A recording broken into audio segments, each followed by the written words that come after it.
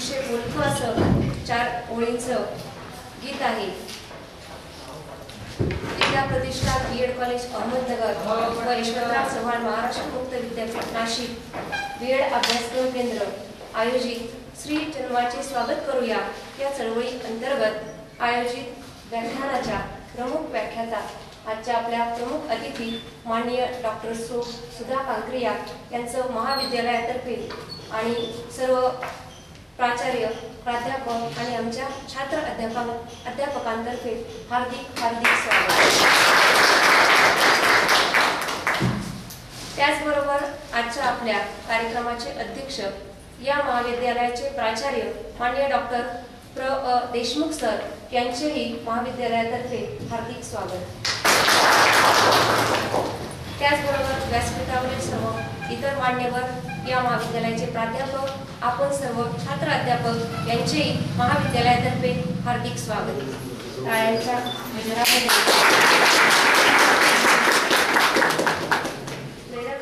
प्रेरणा असणाऱ्या प्रणेते असणाऱ्या आणि सक्रिय सहभाग आणि या चळवळीच्या मार्गदर्शिका माननीय डॉक्टर सुधा कांकरिया मॅडम यांना विनंती आहे की त्यांनी आपले मनोगत व्यक्त करावे। नमस्कार। यशवंतराव चव्हाण मुक्त विद्यापीठ नाशिक आणि विद्या प्रतिष्ठान बीएड कॉलेज अहमदनगर यांच्या संयुक्त विद्यमानाने आयोजित असलेल्या या सुंदर अशा कार्यक्रमाचे अध्यक्षस्थान ज्यांनी स्वीकारले ते आपल्या कॉलेजचे प्राचार्य आदरणीय डॉक्टर देशमुख सर, आदरणीय मॅडम कोळ, आदरणीय गोसावी सर, माझ्या समोर उपस्थित असलेले यशवंतराव चव्हाण मुक्त विद्यापीठाच्या अंतर्गत सर्व सहभागी झालेले माझे सर्व बंधू आणि भगिनींनो, आजचा दिवस खरं तर माझ्यासाठी खूप महत्त्वाचा दिवस आहे आणि आनंदाचाही दिवस आहे। कारण मी एका शिक्षकांना भेटतीये, मी एका शिक्षकांशी हितगुज साधती आहे, संवाद साधती आहे। खरं म्हणजे आपण मातृदेवो भव आणि पितृदेवो भव नंतर काय म्हणतो तर आचार्य देवो भव असं म्हणतो आणि असे आचार्यस्थानी असणारे आपण सर्वजण आहात। आपल्यामध्ये ज्या आचार्य म्हणून सद्गुण आहेत त्या सर्व सद्गुणांना मी वंदन करते। गुरुर ब्रह्मा गुरुर विष्णू गुरुर्देव महेश्वरा गुरुर साक्षात परब्रह्म तस्मै श्री गुरुवे नमः असं आपली संस्कृती सांगते। गुरु म्हणजे माणसाला जन्म तर मिळतो परंतु माणुसकी खरं शिकवण्याचं काम हा गुरु करत असतो। आणि जसं कुंभारासारखा गुरु नाही रे जगात, वर खाली धपाटा आत आधाराचा हात असं म्हटलं जातं, असे कवींनी म्हटलेलं आहे। आणि तशा प्रकारची भूमिका आपण सर्वजण समाजामध्ये निभावत आहात। एका मुलाला घडवण्यापासून त्याचं भविष्य घडवण्यापासून अख्खी पिढी घडवण्याचं कार्य तुम्ही करताय। असं खूप वेळा विचार केल्यानंतर असं लक्षात येतं की एखादा डॉक्टर चुकला तर एखादा माणूस दगावू शकतो, एखादा इंजिनियर चुकला तर काही बिल्डिंग एखादी कोलॅप्स होऊ शकते, एखादा पूल कोलॅप्स होऊ शकतो, त्याच्या सोबतीने 4-6 लोक जाऊ शकतात। परंतु एखादा शिक्षक जर चुकला तर अख्खी पिढी ही खराब होऊ शकते। म्हणजे ज्याला म्हणतो आपण भविष्य निर्माण, ते भविष्य निर्माण करण्याचं पवित्र कार्य आपण सर्वजण करत आहात। त्यामुळे आपल्या सगळ्या समवेत सहभागी होताना मला खूप आनंद होत आहे। माझी आई सौभाग्यवती सिंधू नागनाथ पटाले औरंगाबादला आहे, ती पण शिक्षिका म्हणून निवृत्त झाली आणि आदर्श शिक्षिका पुरस्कार माझ्या आईला प्राप्त झाला। आणि आई पहिली गुरु असते, आईच पहिली पाठशाळा असते। म्हणजे आई म्हणजे प्रेम, आई म्हणजे माया, आई म्हणजे ममता, आई म्हणजे वात्सल्य। एवढंच कशाला, ज्या वात्सल्य नावाच्या जागतिक विद्यापीठाची कुलगुरू कोण असेल?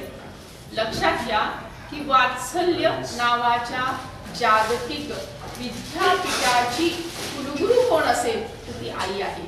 आणि अशी ही आई जी आपल्याला संस्कार करते, जी आपलं भविष्य निर्माण करते, यातला एक भाग सुद्धा गुरुमध्ये आहे। आई पहिली गुरु आहे आणि गुरु सुद्धा आई नंतर मातृ पितृ देवो भव नंतर गुरुचं स्थान आहे। आणि अशा गुरूंशी संवाद साधताना, हितगुज करताना काही माझे अनुभव तुम्हाला सांगताना, तुमचे अनुभव मला ऐकताना आजचं ही कार्यशाळा सर्वार्थाने सार्थकी लागेल असा मला विश्वास वाटतो. एक मोठा सामाजिक प्रश्न जगामध्ये आहे. प्रश्न काय आहे हे सगळ्यांना माहिती झालंय आता, कारण त्याचा प्रचार प्रसार व्यवस्थित झालाय आता. आणि मला वाटतं की गेल्या 25 वर्षापासून जे पेरायचं काम मी करतेय की स्त्री जन्माचे स्वागत करा, स्त्री जन्माचे स्वागत करा असं म्हणून जे मी पेरते, बी पेरण्याचं काम करतेय.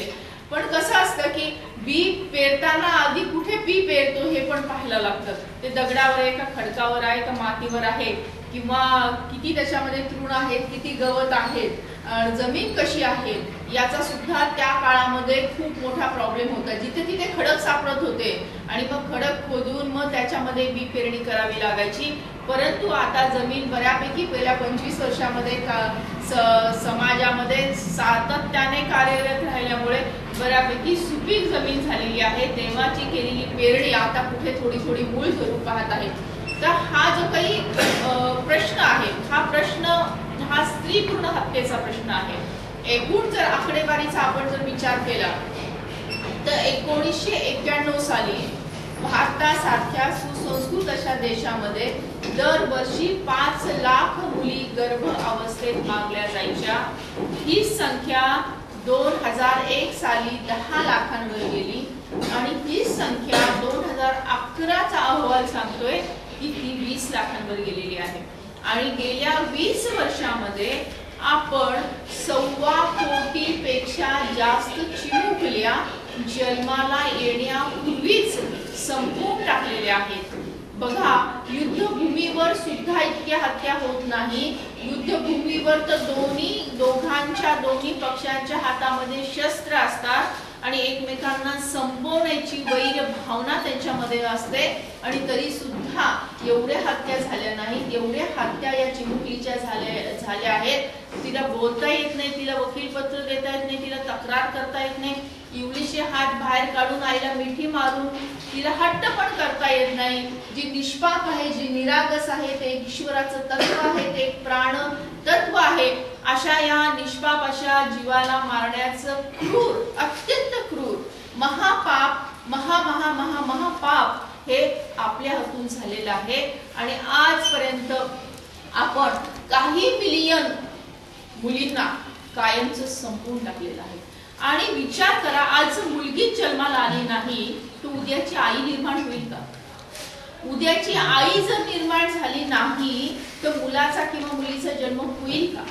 मुलाचा किंवा मुलीचा जन्म झाला नाही तर मानव वंश पुढे जाईल का?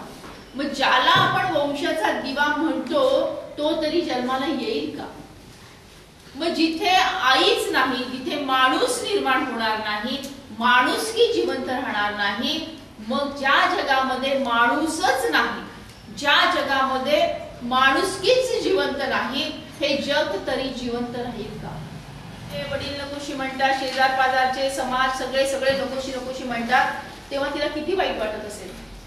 आपल्याला साधं छोटीशी एखादी मामुलीची मूर्ख म्हटलं तरी किती राग येतो.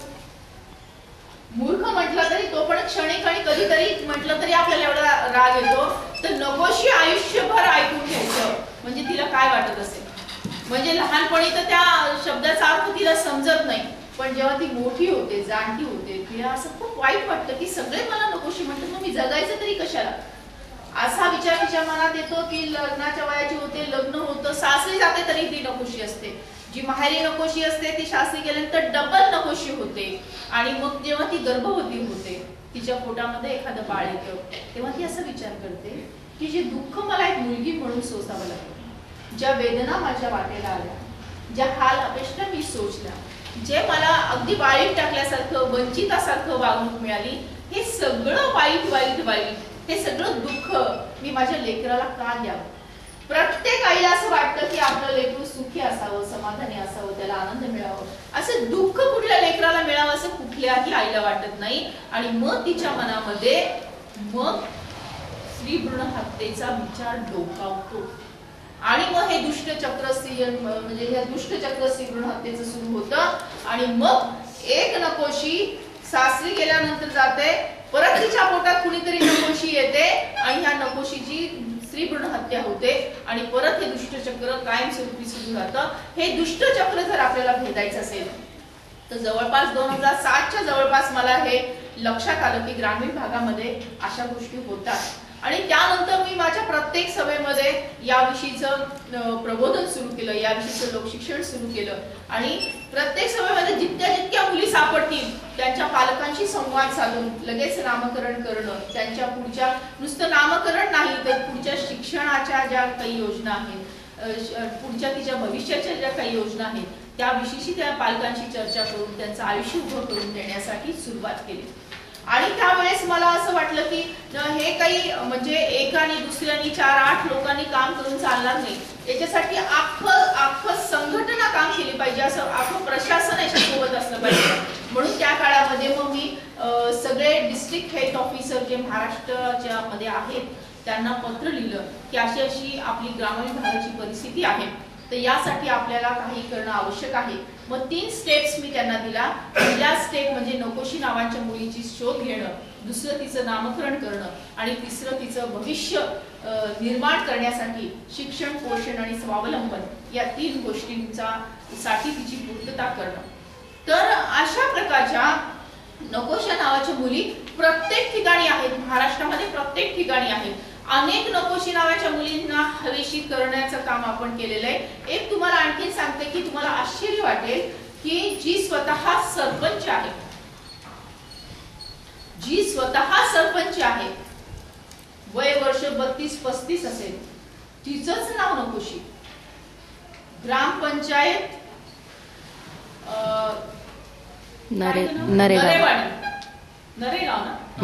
नरेगाव, तालुका हवेली, जिल्हा पुणे, याच्या सरपंच त्यांचं स्वतःच नाव नकोशी. मग 1200 महिलांच्या साक्षीने त्यांना औक्षण करून त्यांचं जयश्री हे नाव ठेवलं. आणि हा व्हिडिओ तुम्हाला माझ्या वेबसाईटवर पाहायला मिळेल.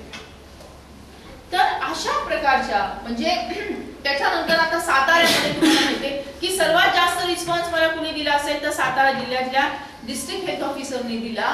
त्याच्यानंतर तिथे 283 नकोशी नावाच्या मुली सातारा जिल्ह्यातल्या आम्ही शोधून काढल्या. त्यांचं आता या 22 ऑक्टोबरला नामकरण केलं. नुसतं नामकरण करून थांबलो नाही तर पुढच्या त्यांच्या भविष्यासाठी पुढच्या योजना करण्याचं काम चालू आहे. तर अशा प्रकारचं नकोशी नावाच्या मुलींचा शोध घेणं हा पहिला टप्पा, नामकरण करणं दुसरा टप्पा आणि त्यांचं भविष्य घडवणं हा तिसरा टप्पा. अशा प्रकारच्या या अत्यंत महत्त्वपूर्ण समाजाचं भविष्य घडवणाऱ्या या उपक्रमामध्ये आपण सर्व शिक्षकांनी, आपण सर्व पवित्र आत्मे आहात, पुण्यवान कार्य करणाऱ्या सगळ्या व्यक्ती आहात. आपला सगळ्यांचा सहभाग खूप आवश्यक आहे. आपण देणार का? धन्यवाद. तर मग आपण नेमकं काय केलं पाहिजे याच्यासाठी आपल्या कार्यक्षेत्रामध्ये नकोशी नावाच्या मुलींचा बरं आपण पाहूया की नकोशी नावाच्या मुली ऐकल्या किंवा पाहिल्या असे किती जण आहेत? हात वर करा. आपल्या कधी ऐकल्या किंवा कुठे पाहिल्या? 1 2 3 4 चालेल. याच्यानंतर मग तुमचा माझा संवाद झाल्यानंतर मी तुम्हाला बोलायला देईन की कुठे आणि कशा पाहिल्या त्याविषयी. तर अशा म्हणजे सभा कुठलीही असो, मी सांगते 2007 पासून मी अलर्ट झाले या विषयावर नकोशीच्या. आणि महाराष्ट्राच्या म्हणजे जवळपास मी स्वतः 15 लाख पेक्षा जास्त व्यक्तींना असं समोरासमोर संवाद साधलेला आहे.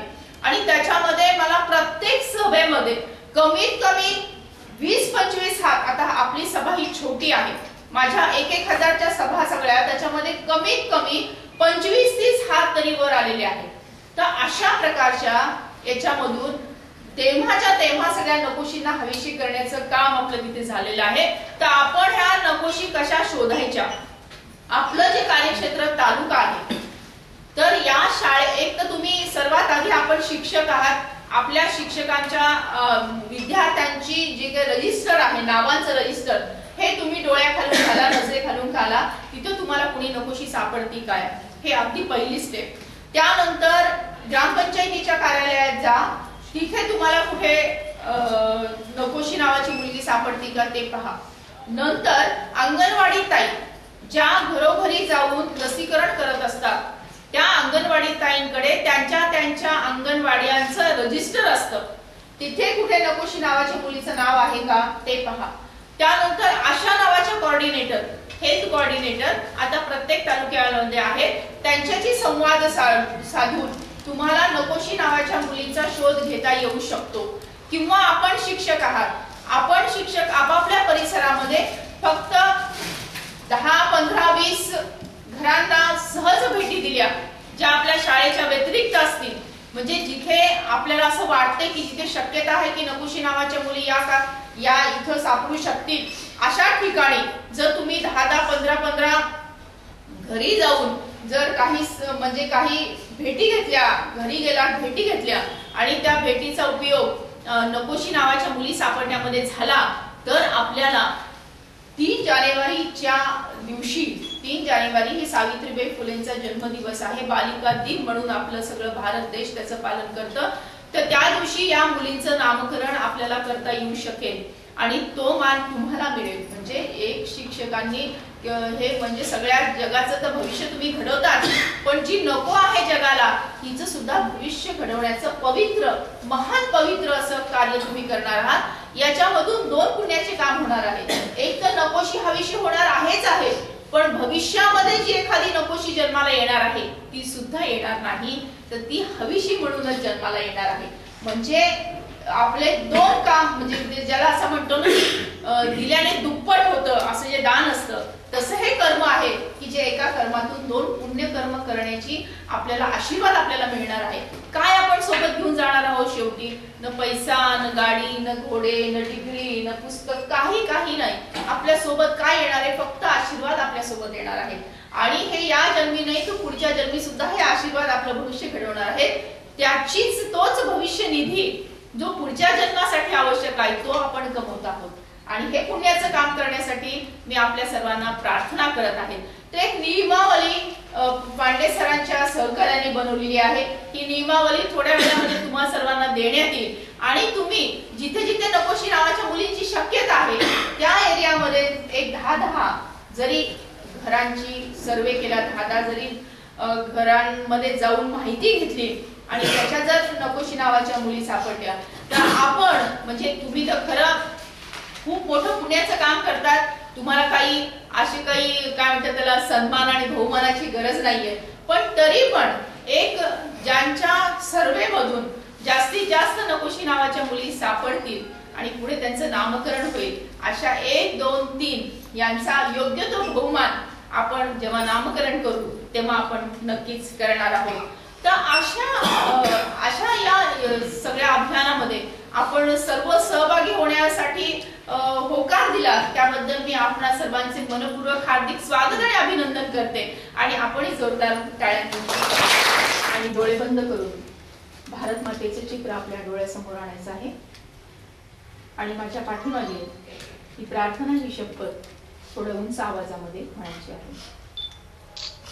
भारत माझा देश आहे, भारत माझा देश आहे. सारे भारतीय माझे बांधव आहेत, सारे भारतीय माझे बांधव आहेत. माझ्या या देशात स्त्री पुरुष समानता नांदावी, स्त्री पुरुष समानता नांदावी यासाठी मी सदैव प्रयत्न करेन, यासाठी मी सदैव प्रयत्न करेन. स्त्री एक महान शक्ती आहे, स्त्री एक महान शक्ती आहे. ती अनंत काळची माता आहे, ती अनंत काळची माता आहे. मुलगा वंशाचा दिवा असेल तर, मुलगा वंशाचा दिवा असेल तर, मुलगी वंशाची पणती आहे, मुलगी वंशाची पणती आहे. तिचा आदर सन्मान मनापासून करणे हे माझे कर्तव्य आहे, हे माझे कर्तव्य आहे. स्त्री भ्रूण हत्या मी करणार नाही, स्त्री भ्रूण हत्या मी करणार नाही, करू देणार नाही, करू देणार नाही. मी स्त्री जन्माचे स्वागत करेन, मी स्त्री जन्माचे स्वागत करेन, त्याविषयी जनजागृती करेन, त्याविषयी जनजागृती करेन. अशी शपथ सर्वांच्या साक्षीने आम्ही घेत आहोत.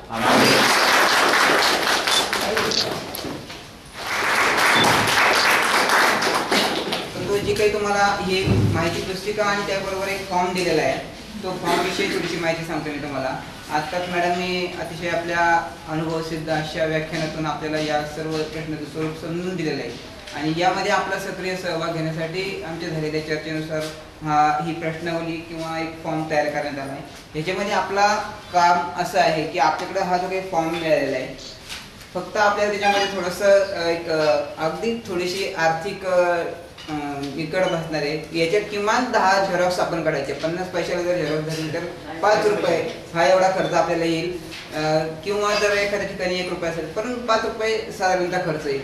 त्या 10 झेरॉक्स आपण काढायच्यात आणि आपल्या परिसरात असणाऱ्या साधारणतः जर भेटली नकोशी तर किंवा मुलींच्या बाबतीत आपण हा सर्वे करायचा. मग त्या पालकाचं नाव, कुटुंब प्रमुखाचा, मग तिथं जे काही कॉलम दिले ते सर्व भरायचे. त्याचा पत्ता आणि फोन नंबर मात्र तेवढा काळजीपूर्वक भरायचा. जर आपल्याला संकट साधायचं असलं तर त्यानंतर त्यांच्या पत्नीचं नाव किंवा मुलीच्या आईचं नाव, आणि नंतर मग खाली काही एकूण सदस्य संख्या दिली. मग घरात असणारे सर्व सदस्य संख्या, मग ती आत्या असेल, मावशी असेल, काका असेल, सर्वांची संख्या तिथे येईल.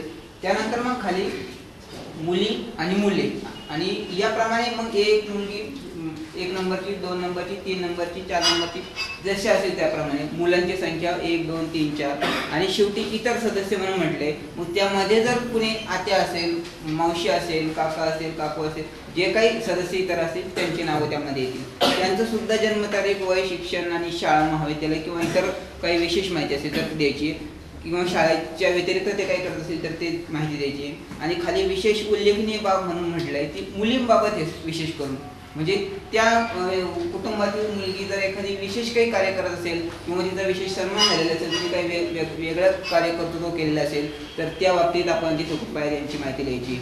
आणि नंतर खाली स्वयंसेवकाचं नाव, म्हणजे आपलं स्वतःचं नाव येणार आहे. आपण ती माहिती सर्व गोळा करत आहात, त्यामुळं आपलं नाव, आपला वर्ग म्हणजे B.Ed 9-11 किंवा आपलं 10-12 किंवा 11-13 अशाप्रमाणे येईल. रोल नंबर वगैरे आणि फोन नंबर आपला, एवढी माहिती आणि त्या कुटुंब प्रमुखाची स्वाक्षरी फक्त आपण तिथे घेतली.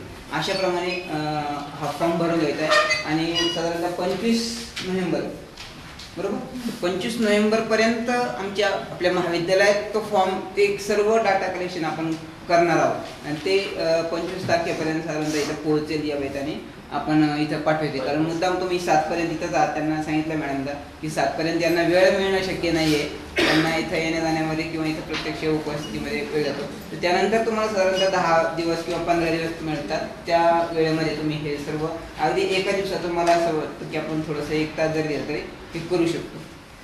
तर एवढं आपल्याला सर्वांना करायचं या चळवळीचा साठी, थोडासा हातभार लावण्यासाठी.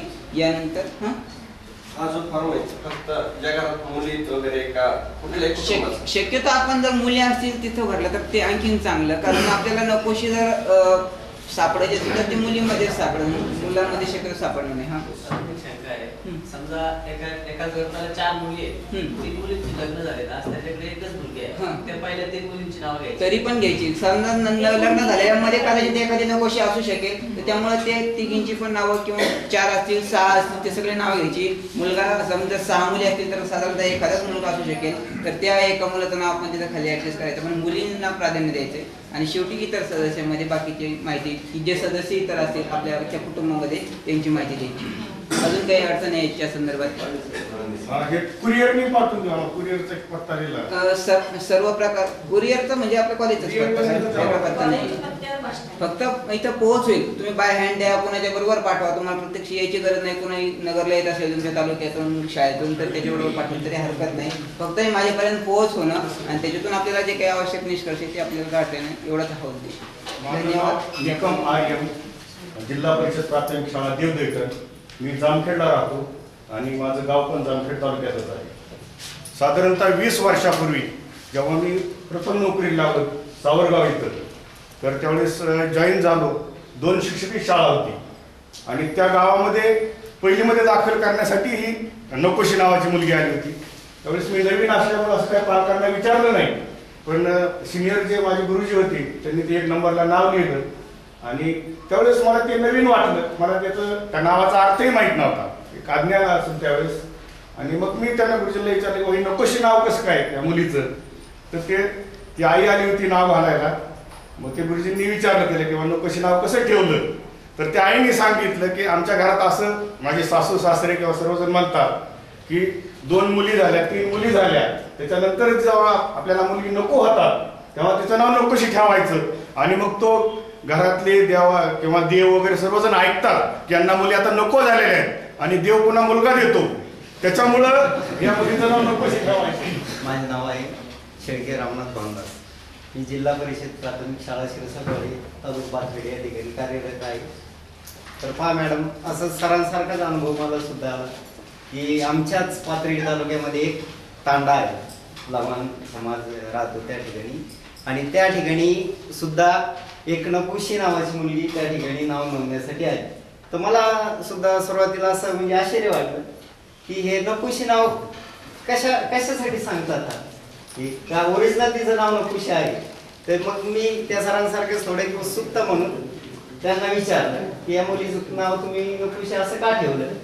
तर त्यांनी मला पूर्ण इतिहास त्यांनी सांगितला की म्हणले सर आतापर्यंत आम्हाला 2-4 मुली झाल्या आणि मुली आम्हाला पूर्णपणे अशा नकोच झाल्या, एवढी संख्या वाढली आणि म्हणून या मुलीचं आम्ही नाव नकुशी ठेवली. आम्हाला नको होती परंतु ती झालेली आहे म्हणून आम्ही तिचं नाव नकुशी ठेवलं. तसं माझे स्वतः म्हणजे माझ्या मामाची मुलगी आहे, तिचं लग्न झालं. त्या मामाला सुद्धा जवळजवळ 4-5 मुली होत्या आणि त्या शेवटच्या मुलीचं नाव त्यांनी पण नकुशी ठेवलं. तुम्ही जेवढं जोमाने कार्य करत आहात हे कार्य खरोखर पवित्र आहे आणि हे कार्य उज्ज्वल आहे. समाज कार्य करता, तुमचं स्वतःचे कार्य करत तुम्ही समाज कार्य करत आहात आणि ते कार्य निश्चित मोलाचं आहे आणि त्या कार्याला मला शुभेच्छा. संभाजी केशव, राहणार वांबोरी, तालुका राहुरी, जिल्हा अहमदनगर. माझे स्वतः आई वडील अडाणी असून मजुरी करत होते आणि 2-3 खोल्या एकत्र बांधल्या होत्या. एक भाडोत्री त्या ठिकाणी राहण्यास आले आणि त्यांना एक मुलगी होती. ती मुलगी 4 वर्षाची होती. आईला पोटाचा आजार झाला आणि ती मयत झाली. ते आंध्र प्रदेशातून आलेले होते. वडील निघून गेले आणि त्या मुलीचा आमच्या आईवडिलांनी सांभाळ केला. तिचं शिक्षण केलं आणि लग्नही करून दिलं. त्यानंतर लग्नानंतर तिला एक मुलगी झाली आणि त्या एकाच मुलीवर तिला आम्ही शस्त्रक्रिया करण्यास भाग पाडलं. त्याचबरोबर माझी बहीण शिकलेली आहे, सहकारी बँकेमध्ये नोकरी करते. तिला अशा 2 मुली झाल्या आणि तिसरा गर्भ राहिल्यानंतर तिने माझ्याकडं विचारणा केली की मला तपासायचं आहे, परंतु मी तपासण्यास नकार दिला. जे होईल ते होईल, मुलगाच होईल असं म्हणून मी तिला माघारी पाठवलं आणि 3री मुलगी झाली आणि त्या मुलीचं स्वागत आम्ही आनंदाने केलेलं आहे. आणि मी वांबोरी गावचा रहिवासी आहे, सोशल वर्कर म्हणून काम करतो आणि डॉक्टर सुधा कांकरिया यांचे अनेक कार्यक्रम मी वांबोरी या ठिकाणी आयोजित केलेले आहेत, आपले आरोग्य शिबिरासारखे. आणि ते कार्यक्रम मी महिला बचत गटासह समवेत घेतलेले आहे. आणि आता सध्या मी प्राथमिक शिक्षक म्हणून माळवाडी, तालुका राहुरी, जिल्हा अहमदनगर या ठिकाणी काम करतो. धन्यवाद.